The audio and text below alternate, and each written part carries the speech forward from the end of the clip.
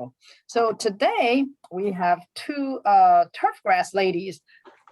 First one is Dr. Becky Bowling, who just introduced herself, and then the second one is Dr. Chrissy Seegers. Dr. Seegers? Dr. Seegers is our turfgrass, the right terminology, extension specialist in the Dallas area. We also have a guest, Vikram Baliga, Dr. Vikram Baliga, who used to be part of Aggie horticulture team. So Vikram, do you want to tell us a little about yourself? Sure. Yeah, I was a former horticulture agent with AgriLife, and I currently work as a lecturer in horticulture in the Department of Plant and Soil Science here at Texas Tech. And I am also the manager of our teaching greenhouse and horticultural gardens on campus. Well, thank you, Dr. Baliga. And thank you everyone for joining us today. So we're gonna have a treat. I know you're probably having lunch at this time, so hopefully our slides will make you even more hungry. So let's get started. So options for edible landscape. If you think about, so two things, edible and then landscape. So for edibles, we often think about fruits, vegetables, herbs, flowers. Fruits, vegetable, herbs. So these are the edible part, and a lot of flowers, they have the potential to be edible. And I'll have some example in the presentation. And the other thing is really plants. If we think about it, plants with edibility to be discovered, and some of the plants that we will present in this presentation, that you'll see that as we the United States is a melting pot. Is a melting pot. We people with different culture, different traditions, bring their their food and also their plants with them. So the landscape part is that the landscape part is the ornamental part. We often think for the ornamental industry, we always strive to be different. We always want different things. We always want, if this plant has a white flower, we also want a yellow flower or purple flower. We just want something different. And what could be more different than a totally different species? And that's what many times, what those plants new to some of us that may bring to the landscapes. They're totally different. We look at them, they're exotic, they look nice, but gradually we discover that some parts of those plants may be edible. And so, combine the best of two, growing the plants for beauty and food. Now let's get started. Oh, pomegranate. This is a pomegranate. So I mentioned this. I want to go through some plants quickly at the beginning. I've already mentioned pomegranate in the previous webinars. So this is just show you one of the pomegranate in my garden. Let's go to the next one. So jujube, I think by this time, Dr. Bolin, for every time she could collect $1, if I mention jujube, I think she's a millionaire by now. So jujube, really nice fruits, and sometimes if the weather is right, we may get really nice fall color. Next. I did see jujube in the grocery store for the first time in Texas. It was a H Mart. It was an Asian grocery store. So, all right. Love H Mart. H Mart is a Korean store. So loquat, jujube and loquat, we featured these plants in our first June webinar. So I would definitely encourage you. I'm not going to talk too much, but I included these plants in this, just for the integrity of this presentation. We talked about this in the first Thursday of this month. So I would definitely encourage you to go back and watch that presentation, the recorded webinar on the Texas Plant Clinic YouTube channel. So next one is persimmon. So I was corrected by Miss Laura Miller, our Tarrant County agent, that even the Texas persimmon, the one on the left, is very edible, tastes very good, although the size is relatively the smallest compared to the Virginiana persimmon or the Asian persimmon. And then, fall foliage, of the persimmon or the fall fruiting, hang on the trees are pretty nice. Next, please. So for, in our, often in commercial landscapes, we don't see a whole lot, formal type of design. This type of espaliers, work on plants. Often fruit plants, fruit and trees are used for this type of design. So in this particular case, on the left, we have apple. On the right, we have pear. Once they are heavily pruned and everything, the new shoots are pretty easily trained. And in the middle, that's a Rose of Sharon, which is not edible, but that's very ornamental. Next one, please. So the next one, you've seen the apple and pear. On the left is Cotoneaster, which is very common, just tolerant of almost anything and everything. Very nice, strong growth. Very little flowers in the springtime. The twigs are full of white little flowers, and then in the fall, in the winter, you get these little mini, kind of like little hawthorns on the, the mini hawthorns. They're not necessarily hawthorns. So these fruits and look just really nice. So these are some of the common plants used in Espalia. Next, please. So this is what what different culture bring to the to the edible landscape. And for some of you, you probably don't consider ginkgo biloba, the ginkgo tree, as edible. Well, first, let's just marvel at how nice this I don't know how many 100 years old ginkgo tree in this in the temple in the courtyard of a temple in North China. And ginkgo is planted extensively in all over China, pretty much. So it is edible. The fruits, I know that the pulp outside of the nuts is kind of like stinky, but the inside of the nut, the seed is very, very edible. So in the U.S., people prefer male ginkgo versus in China, people prefer female ginkgo for the nuts. Next, please. Osmanthus fragrans. Osmanthus fragrans. The panel here? Let me ask you guys. Let me take a guess. What part of Osmanthus fragrans, the sweet olive, is edible? What do you think? What do you like about sweet olive? About it. Smell. Smell? That's exactly. That's leaves. Yeah, it's the smell. It's sweet. It has the unique sweetness of the flower. So what we do is we collect all the flowers and infuse them in honey, and then use that sweet olive flower infused honey in all kinds of dessert. Next, please. Okay, good. So stop right there. Stop right there. So anyone recognize the thing on the plate here? Do you all know what that is? No. Take a wild guess. What do you all think that is?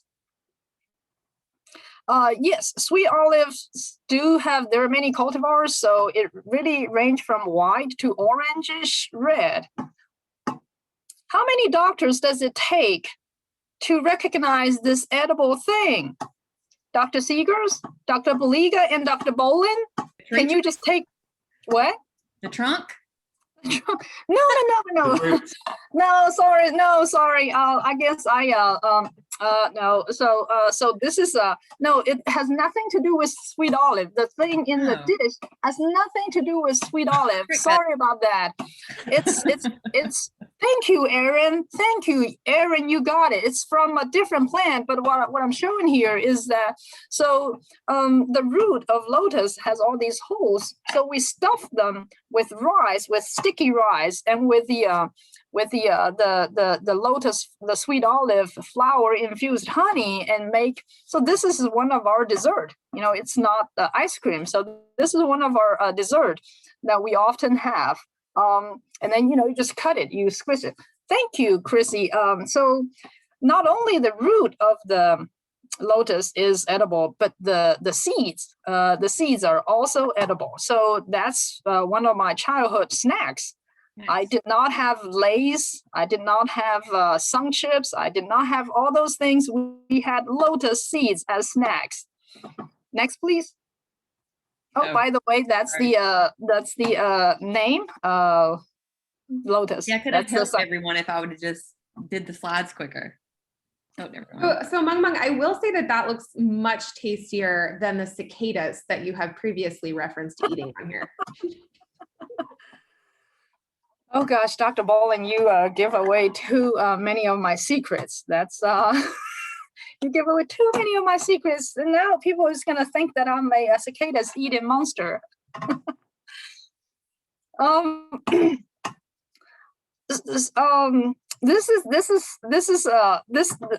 since we're talking about flowers, let me back up to the lotus a little bit. You don't have to change the slide.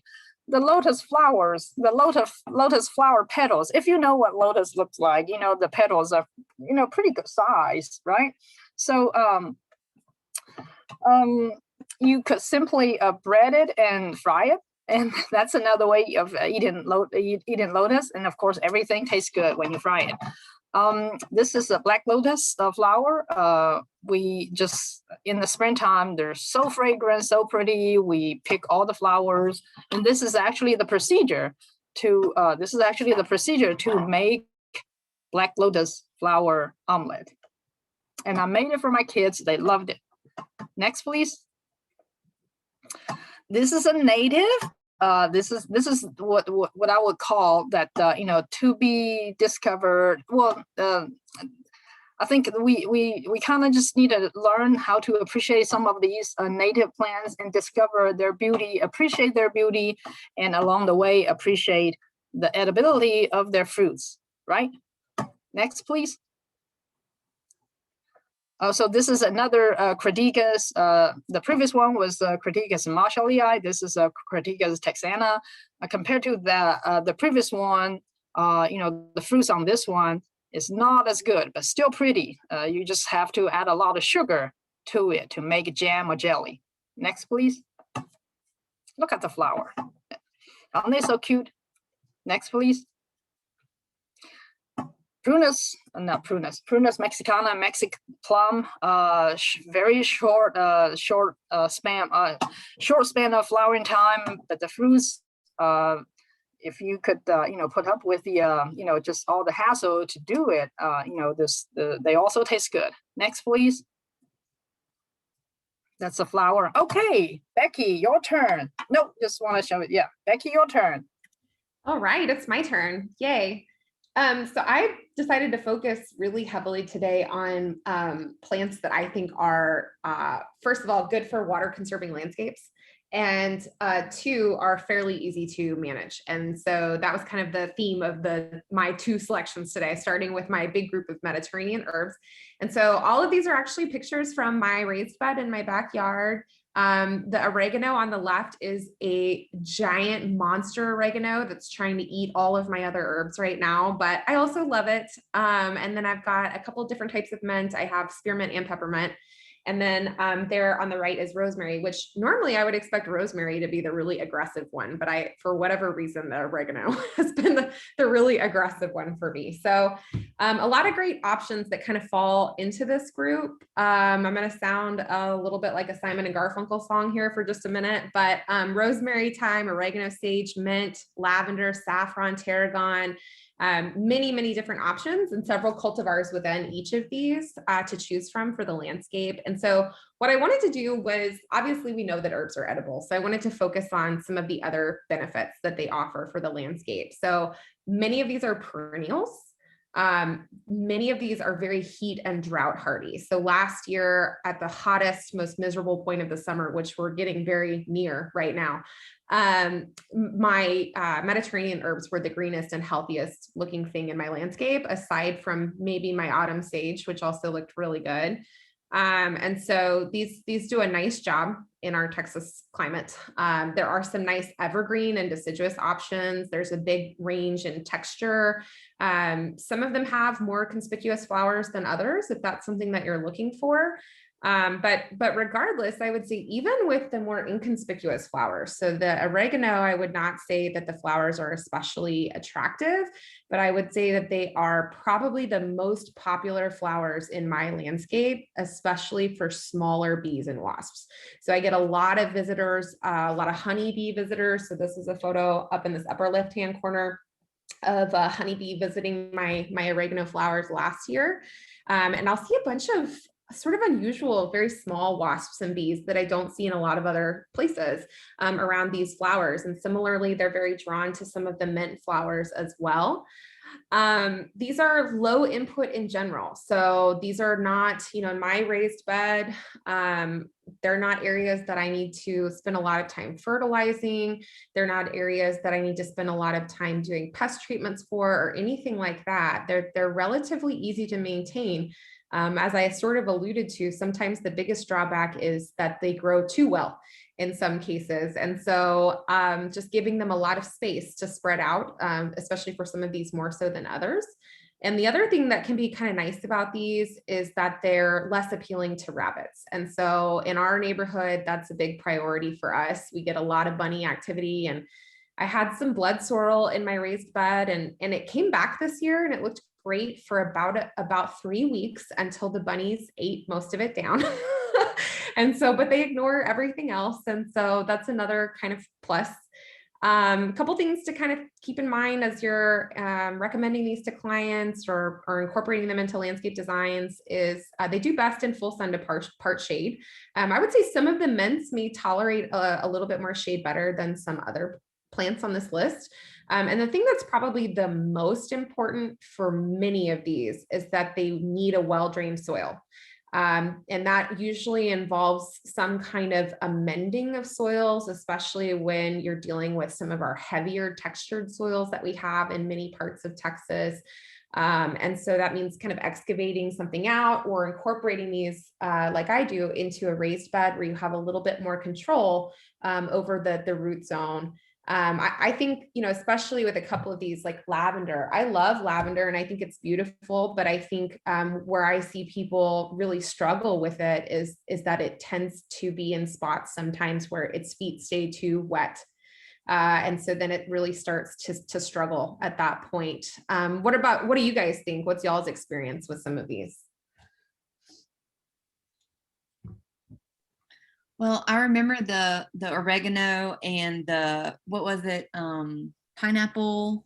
Oh, the pineapple sage. I love the pineapple sage. Yeah. That's a fun one. Yeah. So I planted them in my yard and pretty much did nothing to them, and then forgot to water them a few times and cut them back a little, and they grew back really easily. And so super easy to take care of for sure, even for people who think they can't grow plants and ignore them, right? And so I like cooking with a lot of them, and I really like using them in my landscape.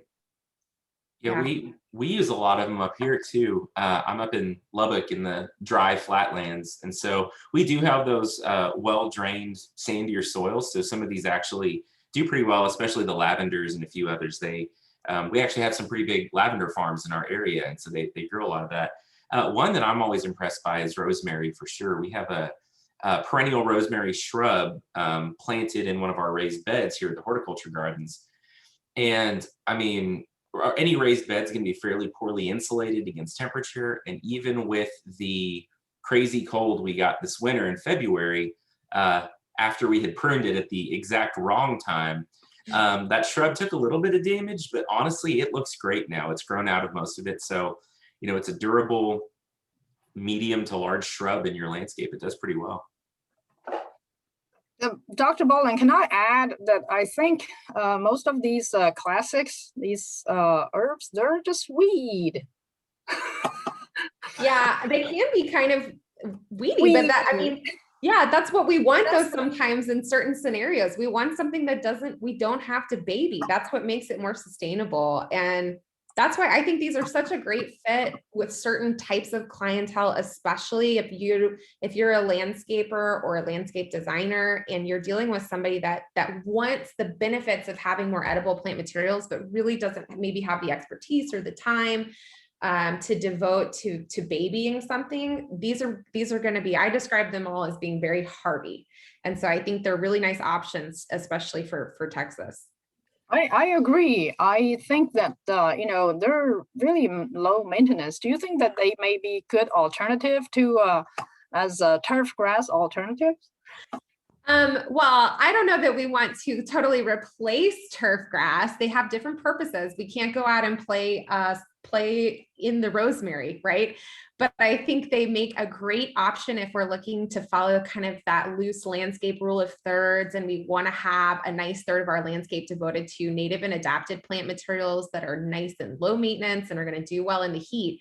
These are all great options for those areas. And you can also, you know, as many people do, you can also keep some of these in little containers as well and keep them near your kitchen. Although a lot of these here, I would plant right into the soil or right into a raised bed because they're perennials, because they're going to thrive. And so I think they're just great options for that. Also notice that in the previous slide, if you could go back, that you know, you're focusing on perennials and you didn't mention anything about basil, but you know, perennial is really based on where you are. Basil could be an annual or a perennial, right? Yeah, that's true. That's true. I find basil to be, I find it to sometimes be more tender and a little, maybe not quite as very tender, yes. Easy to beat up as some of these others, but that's, but it is great. It is still a great option for sure. So Keith, you're showing your face. Do you want to add something? Yeah, did you know that rosemary is no longer rosmarinus? That's right. They've changed it to a salvia. I know. So now it's parsley, sage, salvia, and thyme, or parsley, sage, and thyme. Yep. Also, hey, I wanted to add another perennial herb. It's a salvia, the officinalis, and I've had one that's, you know, the culinary sage, and there's one called New Year, and I think that's how it's pronounced. It's NEWEYA apostrophe AR, and it's actually a hybrid.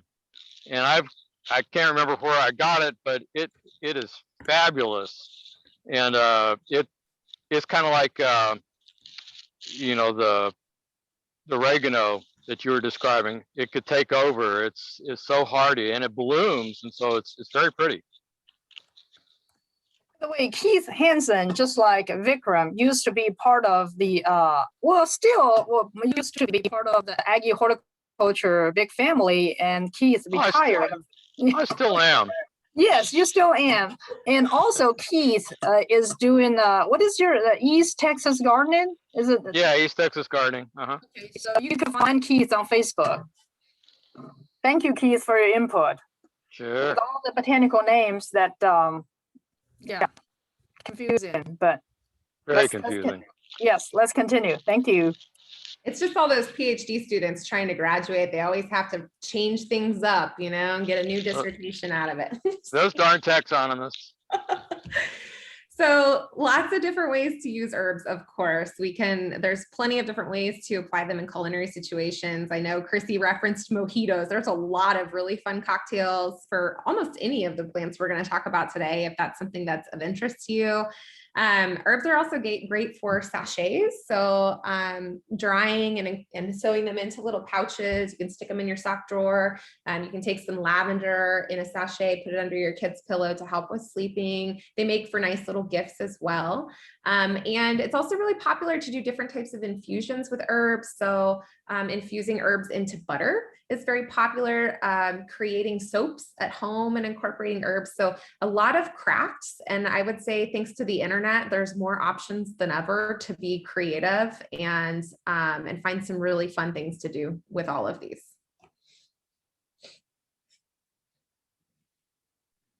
Okay, I'm up.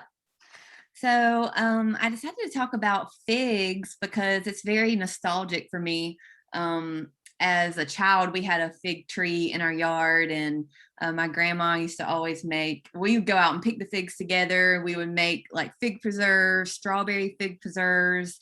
And so it's one of the first things I actually ever made with my grandma. So it was always a fun thing to do. And so figs are perfect for the Texas climate in most of our locations, maybe not all. You might have to take some care, right, in some locations, but they are rich in a lot of vitamins, vitamin B6, vitamin K, especially copper, magnesium, and potassium. You can all get from figs, from the fruit. And so figs aren't native to North America, but they are very adapted. They are very planted all over North America. And so just some tips, some planting tips for choosing a location for figs. We do prefer sunlight most of the day, maybe all of the day. They really don't like to sit in water. So if you have bad drainage problems, they're not going to do well. If they're sitting in water over 24 hours, then they're really going to suffer. Roots need oxygen, all that fun stuff. And I didn't really know much about maintaining figs. So I did some research, and they seem pretty low maintenance. And some of the other group can weigh in on that. But, it was suggested not to fertilize at planting time. Some fertilizer can excess nitrogen especially can reduce some of the fruit production. And so, I'm pretty sure that it can grow mostly with no fertilizer, but if you see that it's not growing very well, you could always fertilize it. So I looked up some of the best varieties of Texas and found that Celeste is very popular. It's the most cold hardy, or so the Aggie Hort turf or Aggie Hort page said. Is that true, Mung Mung? Celeste is a great variety. And then Alma is also a variety that I saw recommended a lot in the North Texas climate. And so let's see what we can do with figs. I know that everybody knows about the fruit. The fruit is a little more interesting because typically fruits are ovaries, right? And in this situation, it's actually a modified stem tissue. So really cool. Some uses that we've heard about figs. Now, I don't know how scientific these are. These might just be some common things that folks used to do just as a home remedy. So, figs are high in fiber. They can help you with their digestive health. But of course, if you eat too many, they can make you sick, right? Also really high in sugar. And so be careful when we're eating too much of the fruit. So like I said earlier, making fig preserves is always a super great use of figs. You can dry the figs, which will make them higher in sugar usually. I didn't know you could actually roast them. And then of course you can make fig Newtons. Now use for the leaves, I've seen them used as substitute for like grape leaves. Like you wrap in certain dishes with rice or meat or whatever. And then I've actually made a fig leaf tea before, and it was pretty good. And so I don't know really about the benefits of the tea or anything, but there's uses for all parts of the plant. There's currently being some research done in some of the more medical universities on how we could potentially use leaves, maybe certain extracts from the leaves as help with type 1 diabetes. They've shown in some clinical trials so far that that drinking the tea, the fig leaf tea, can actually help type 1 diabetic patients. They need less insulin. I guess they help them absorb more insulin. maybe high cholesterol, maybe some skin conditions as well. And so a lot of times we hear on the third category is about how figs are pollinated.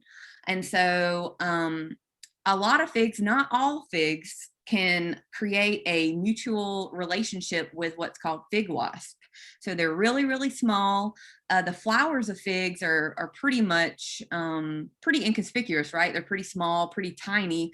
And so I think that they release a certain chemical that attracts the female wasp, and female wasps are really small that are attracted to these flowers. They go in, they maybe even lose their wings in most situations. They don't need to leave the fig after that, right? They go in and they actually lay eggs into the fig and then help pollinate other figs. But they use it as a mutual relationship for themselves and for the fig. Now, I don't know for sure, but all of them that go into the figs aren't going to pollinate it, right? Some of them just go in there and breed into the fig, right? We like to call them freeloaders, right? Breeding freeloaders.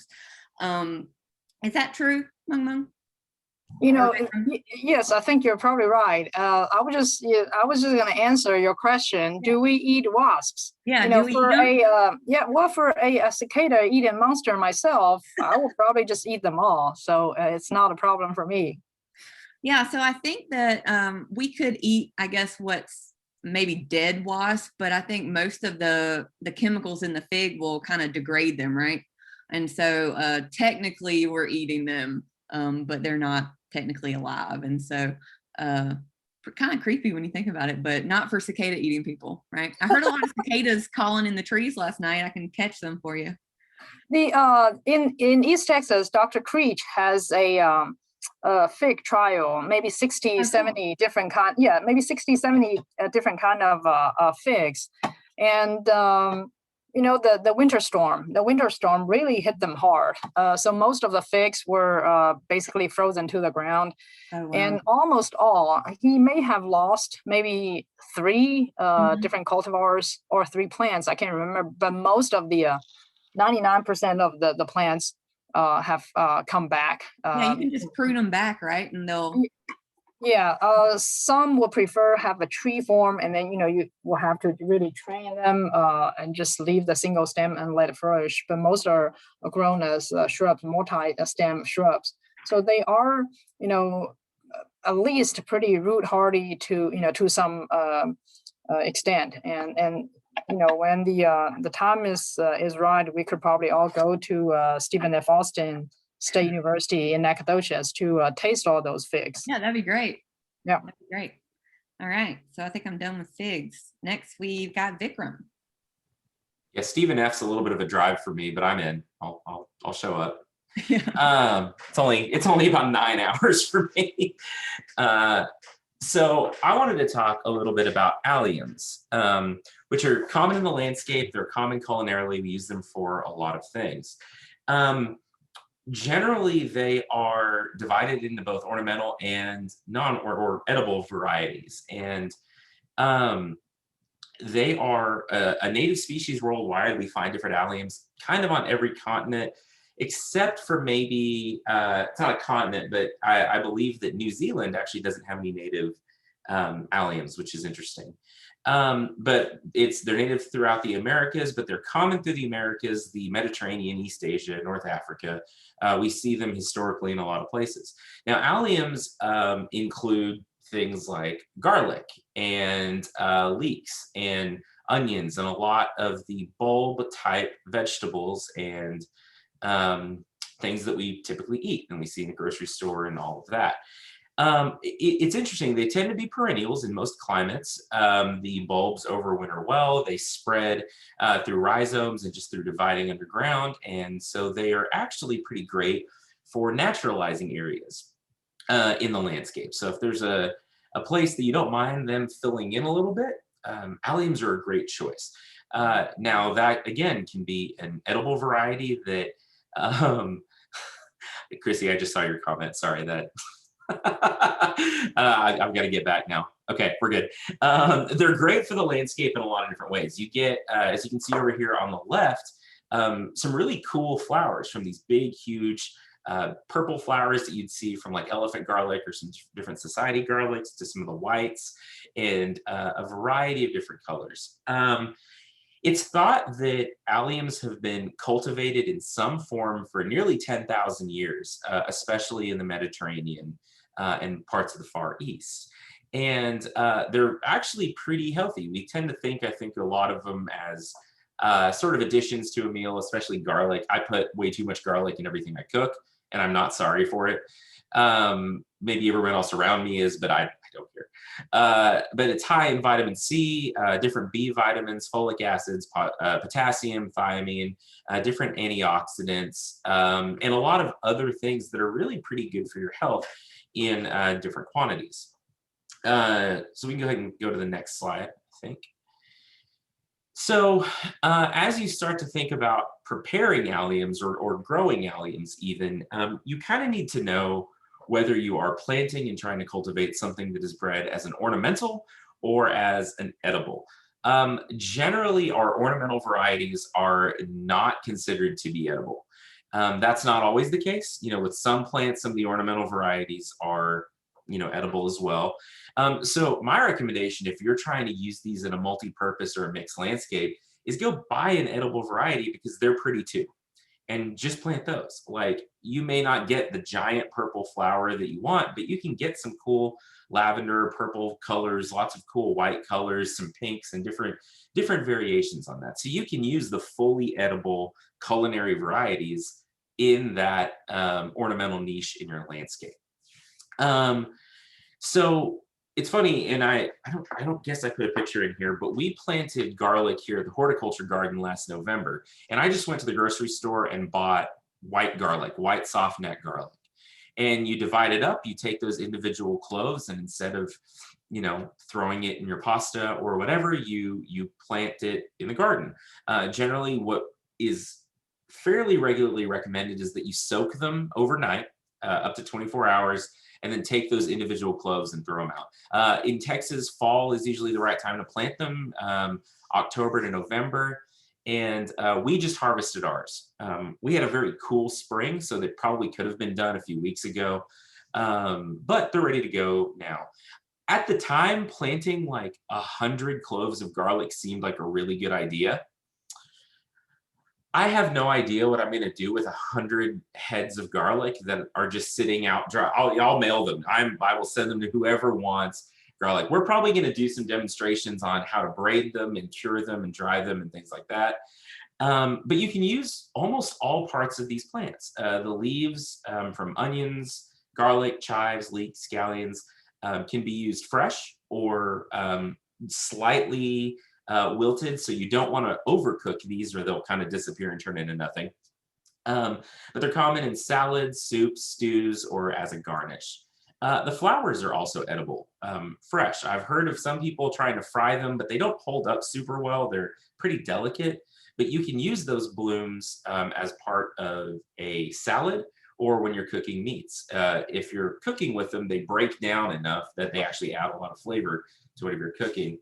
And then obviously the bulbs are probably what we most commonly use for most of our alliums.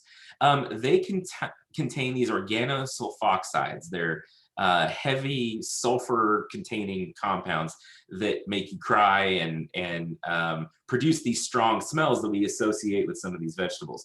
But if you cook them, it cooks out a lot of those compounds and it mellows the flavor quite a bit. So you can roast them, you can caramelize them, you can preserve them for later use. Some people will roast garlic lightly and then store it in olive oil, and then it can be pulled out and used long term. One caution, most alliums, they're in the Liliaceae family. Most alliums are going to be toxic to a lot of pets. So dogs and cats, you probably want to keep away from your garlic and onions. Vikram, I know that you mentioned in the leaves, you mentioned garlic. And I think these days the garlic greens are actually getting more and more popular. Simply planted the garlic and harvest the greens. Of course, when you continuously harvest greens, you wouldn't get the bulbs eventually. But the garlic greens don't have nearly as much the organosulfoxides, as the bulb itself. So that could be, just a substitute. Still, yeah.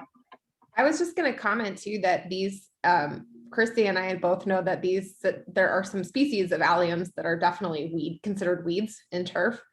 And when I was a grad student, we had a pretty big infestation of some wild garlic and wild onion and things like that in our turf plots. And every time you'd go out to mow, it would smell like somebody was cutting garlic and onions in the kitchen. On a humid day in College Station, America, or Dallas, Texas. Yeah. Keith asked us, what we think about garlic chives. I'm gonna put in garlic chives. I mean, what you put in here, we're eating these like more as herbs, as just to put a little flavor. I say we. I can't speak for all Chinese. But we eat garlic chives like vegetables. That's a main thing that I will wrap dumplings. I will wrap, mince the garlic chives, maybe 1 or 2 pounds. So, that's definitely not using as a herb thing, but it's as a main vegetable, and then mix it with pork and wrap it in the dumpling skin. My kids love those. So garlic chives definitely don't have nearly as much the garlicky flavor, the organosulfoxides. But you're right, Keith, that they may reseed wildly. You just have to keep cutting them. So they don't get to flower. And then garlic chives, they're also, we use three. I say we use three, mainly three. So one is the leaf type, one is the flower stalk type, and one is the flower type. So they produce the flower stalk type and the flower type. They mainly produce those things, and they're pretty good to eat too. Next, please.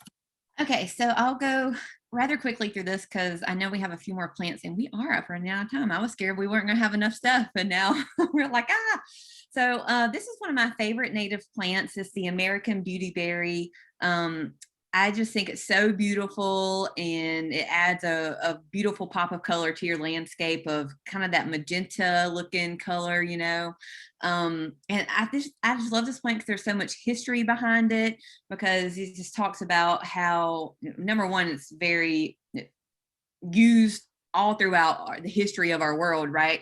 As maybe medicine, and also cooked with as well. And so really beautiful plant. I think it prefers a little bit of shade, but mostly full sun, but can prefer light shade, well-drained areas. So there's a lot of uses for the American beautyberry, reports of the leaves being used as a mosquito repellent. Breaking the leaves, simply rubbing it on the skin, or you can go far enough as chopping the leaves up, boiling them, straining out the juice, and mixing it with like a neem oil, maybe a beeswax. Of course, there's other oils you can use, and kind of make it into a cream. I've never gone that far, but I have used the leaves before, and I don't know if it's a placebo effect or what, but it felt like nothing was biting me, and I always get bit by mosquitoes. So I looked up a few scientific studies to see if there was anything out there on the use of the leaves as a repellent. And so I found one that was done by some ARS scientists in Maryland. And what they did is there's a couple different compounds in the leaves. And so they extracted the compounds, and they found that 2 of the compounds, calocarpinol and intermediol, they are very effective at repelling the black-legged ticks. And so they treated certain strips of whatever they were treating, I can't remember, but they repelled more than the treated strips with the 2 different compounds repelled more than 95% of the black-legged ticks. So better on the black-legged ticks, but didn't do as well with the Lone Star ticks, but there were some other compounds that did better on the Lone Star. But what did they not repel, Mung Mung? I can just tell. I know you want to say it. Say it. Chrissy, so when you did the literature search, I mean, did you run into any of my papers? I didn't. Oh. I didn't. You weren't up there as the ARS scientist. Oh my gosh. I would say that Texas A&M scientists are above ARS. Hey, you didn't show up. It's being You didn't recorded, show up at the everybody. We I know the reason that I didn't show up because our paper of the feed-in preference of cream myrtle bark scale on different beautyberry species was just Oh, accepted. interesting. But I'll let you have a little insiders review of our paper. But American beautyberry is one of the native plants that we have found as a alternative host of cream myrtle bark scale, and that we have seen in Arkansas, Louisiana, and of course Texas, where the native planting was just affected. But the good thing is, just Chrissy, just like what you did to your infested crepe, you just cut off the heavily infested branch. You get rid of maybe 90% of the infestation source. So nice thing about American beautyberry is that, you cut off the cane, burn it up or something, and you get rid of almost all the infestation source, and they could always come back next year, the year after, the year after. I can't get rid of the beautyberry in my garden. So yeah, there you go. Thank you, Dr. Bolin, for letting me I didn't know about that. Okay. So the berries, I've never made the jam, but you can actually make a jelly, kind of a jam out of the berries. And so it's said to have antioxidant properties. And then going over to some medicinal uses, we've got a few different documented cases, and you can see that here. I kind of put in a little chart, different uses for the bark, the leaves, the roots and the berries. And there's some references there for some studies that have been done to show its effectiveness if you really are interested in that, if you're into natural products and home remedies and those types of things. And then of course some of the oils that can be made from the plant can have different effects on certain types of medical issues. So there you go. Let's move on. We don't have very much time. All right. I will quickly talk about our pointy friends, the artichokes. So artichokes are sort of shrubby. They're not really like a woody shrub, but they grow into a large plant very quickly, and they're very aggressive. So these tend to be cold hardy. We get them coming back here even as far north as Lubbock pretty commonly. They are native to North Africa, Sicily, the Mediterranean, most likely descended from wild cardoon or another similarly related thistle. So this picture you see on the left is actually a cardoon and not an artichoke. The tips of the flower bud tend to be a little more pointy. The leaves are a little more also pointy. It's used widely as a culinary crop, but we see them dating back as far as ancient Rome and Greece. Later in like the 14th century, it was introduced into France and then more throughout Europe. It's cultivated worldwide, but you typically see it more in Mediterranean or Mediterranean-like climates. So they grow it commercially in California, parts of California, and then parts of South America, throughout Africa, and most commonly in the Middle East. So you can go ahead and go to the next slide. So there's a lot you can do with artichokes. Obviously, anything with lots of cheese is the right way to cook pretty much everything. And so you can use the leaves in a lot of ways. Now, the closer you get to the heart of the artichoke, which is the very center of that flower bud, you want to eat it before those purple thistly flowers come out. The heart of the artichoke is pretty much completely edible, and it's soft. You can grill it, roast it, pickle it, whatever, chop it, use it in a dip. But people do also eat the more suberized or like thicker, woodier leaves that are around the outside of that flower bulb. You can cook it however you want, pull them apart, and then a lot of people will use them as like a chip substitute with dips. So you don't necessarily want to eat that green part, but there's a lighter part towards the base that you can dip, and then you kind of just scrape it with your teeth. And scrape that meat off of the leaf. Yeah, no, I agree. Chips are obviously the better alternative, but some people are, I don't know, anti-chip, anti-fun and happiness. I don't know. And so you can use artichoke leaves if you really want to. I would do this before kale chips personally. So probably the easiest way to cook an artichoke is to steam it. You cut off the pointy parts of those leaves, you cut off the base and the top, and then just throw it in a steaming basket for a while, and it steams it. You can season it and then use it in dip or however else. So it's a cool landscape plant. It adds a lot of interest, sort of like a specimen in the landscape. They're pretty tough, but Instapot, that's a good idea. So it is actually a great addition to most landscapes, and I think that I would recommend growing it pretty much anywhere in the state.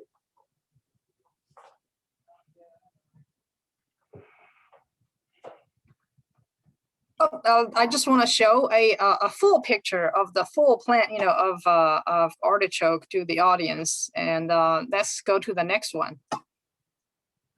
Cardoon is a very close relative of artichoke, and very different from artichoke, which you eat the tender, flower. So for cardoon, the ornamental aspect of cardoon is very similar to artichoke. The leaves give you that either you call it Mediterranean or a tropical look. It's silvery, and you eat the leaf stalk. You eat the leaf stalk of cardoon, slightly different from artichoke.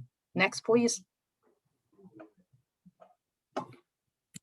Yay. This is my other more drought tolerant option. So I love a prickly pear cactus. There are some people that really, really despise prickly pear, especially if you've had to, unfortunately, walk through it quite a bit. But I think it's wonderful. I think it's just such an attractive, has a very Texas look to it. So Chrissy and I have both been to there's a really beautiful golf course in San Antonio called TPC San Antonio. And one of the things that you see in their naturalized areas throughout the course are prickly pear cactus and some other native cacti.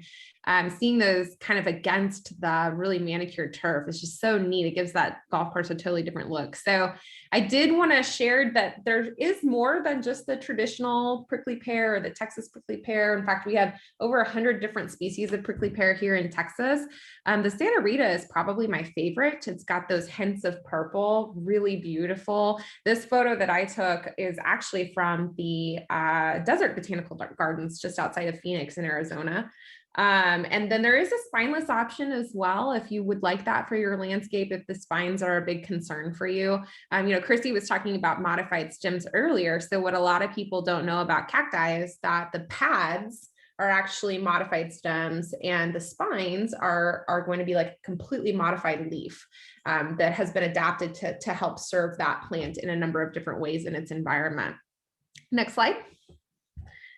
So similar to our Mediterranean herbs, this comes with a lot of added benefits and pretty similar benefits actually to some of the herbs. So it is a perennial, it's very heat and drought hardy, as we know. It's a cactus, right? So it's meant to grow in those more desert type climates. It's got some evergreen appeal to it. It's very low input, it's deer resistant, and it's been a staple of the Mexican American diet for centuries for people, wildlife, livestock. So it's been a very integral part of the culture here. We do have varieties that are, or species that are native to Texas. So if you're looking for native options for an edible landscape, this is an option that would fall into that category. And similar to our Mediterranean herbs, this is one that I would recommend for full sun to part shade and in well-drained soils. Next slide. So a lot of different things that we can do with it. All parts of this plant are edibles. The flowers are edible. Some people like to use them in salads.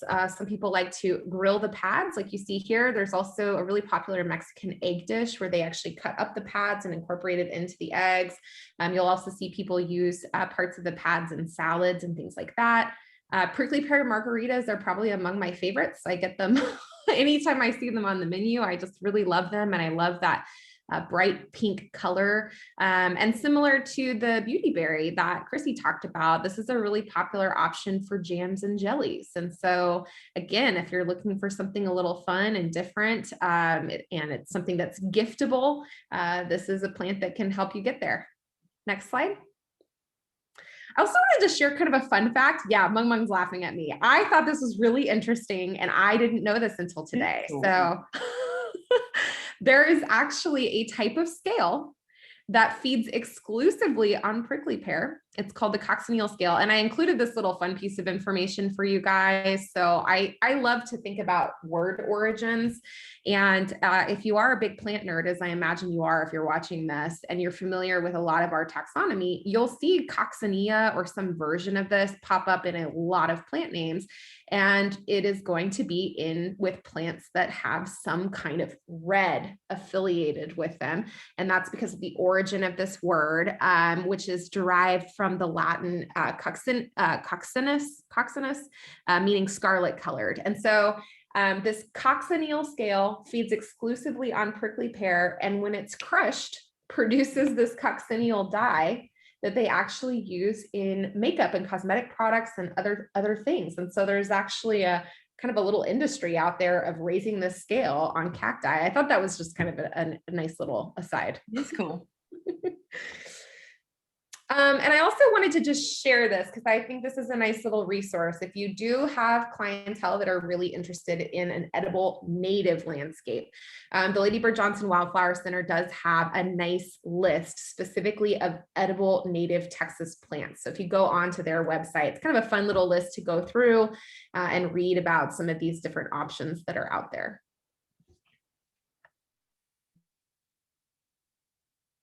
Some of the vegetable types of that we think we could use in edible landscapes.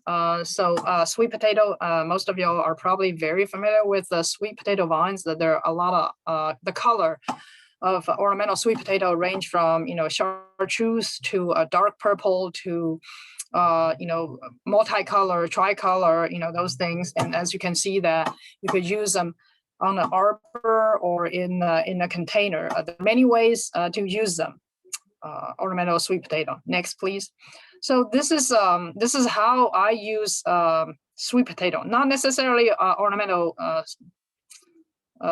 sweet potato, just sweet potato.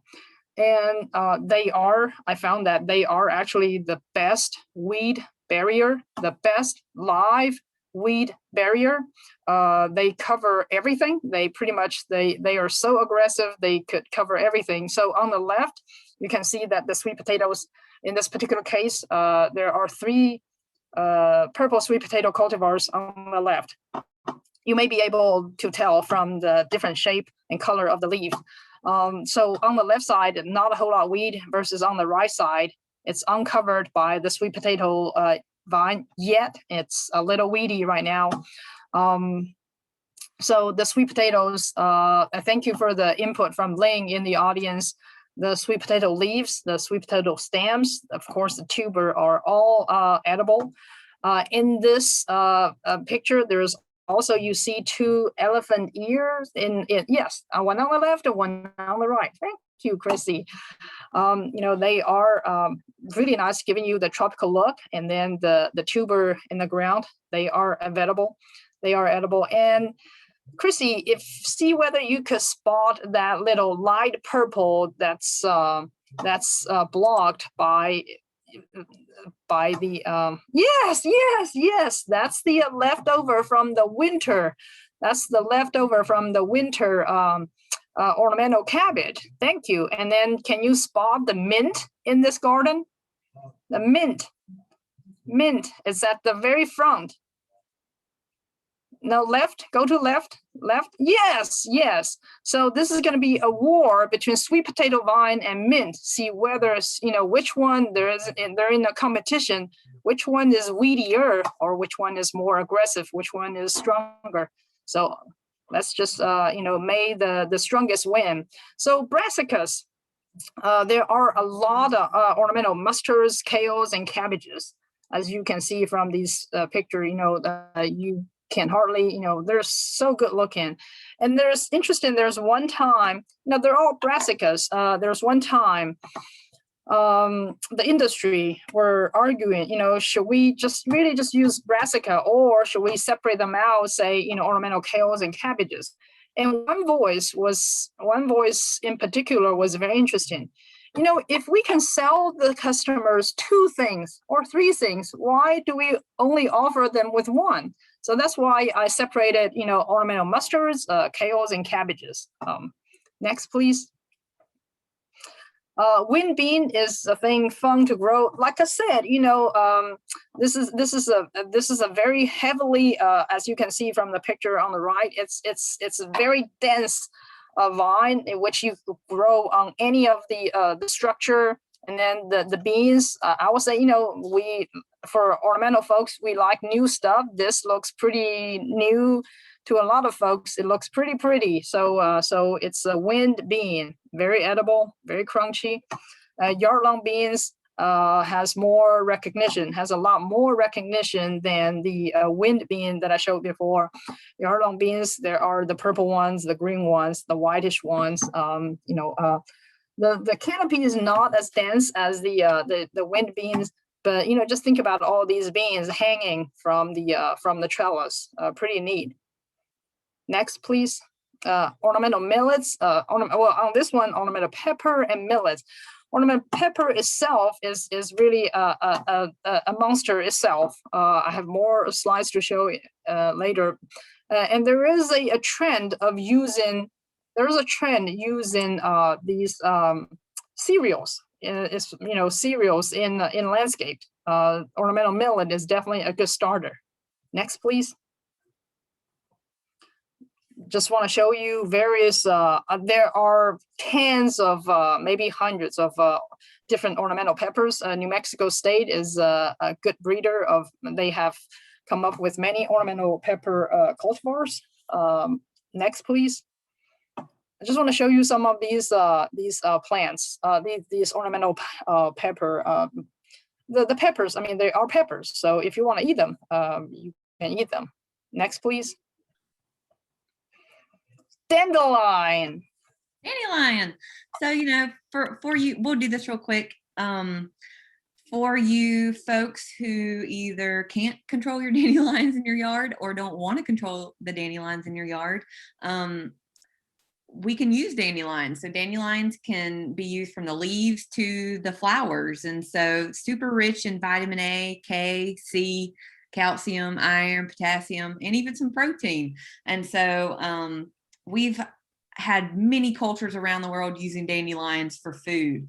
So using your greens, even your roots, to make salads, to soups, to even a coffee substitute. Super cool.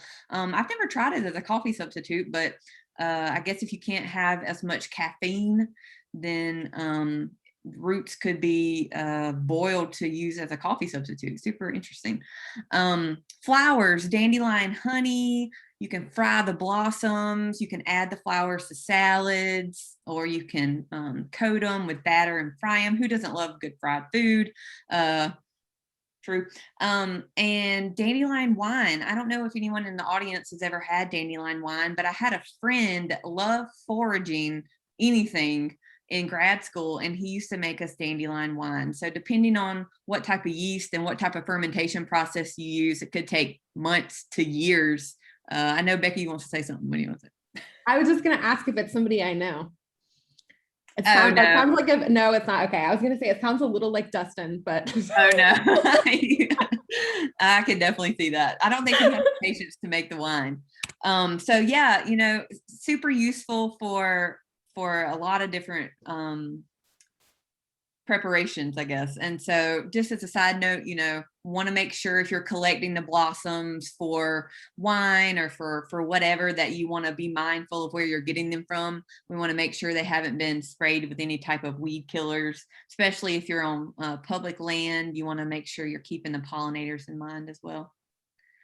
So in case, so basically, Chrissy, in case, you know, you, one of the yards that you're maintaining, you know, as a landscape company has a lot of dandelions. I guess one way that you could tell your client is that you're trying to cultivate the dandelions for them to eat or something.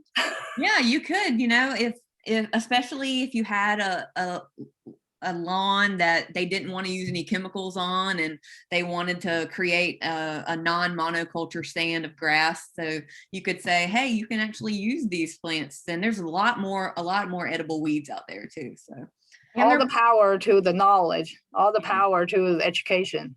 And they're popular with some of our pollinators again as well. So yes. All right, last but not least.